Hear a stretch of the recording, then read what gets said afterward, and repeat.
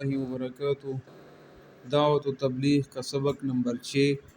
آج کا بیان جو ہے ہمارا صحیح نیت۔ صحیح نیت کا مقصد ہے کہ ہم ہر نیک کام اللہ کی رضا کے لیے کریں۔ حدیث کا مفہوم ہے اخلاص والے ہدایت کے چراغ ہیں، اسی کی وجہ سے اللہ رب العزت بڑے بڑے فتنوں کو دور کرتے ہیں۔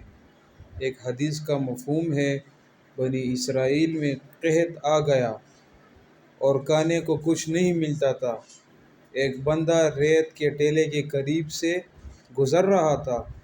اس نے دل میں کہا کہ اگر یہ آٹا ہوتا تو میں سب لوگوں میں تقسیم کر دیتا۔ وقت کے نبی پر اللہ کی طرف سے وحی آئی کہ اس بندے کو بتا دو کہ میں نے تیرے اعمال نامے میں اتنے ہی آٹے کا صدقہ کرنے کا ثواب لکھ دیا ہے۔ صدق اللہ العظیم۔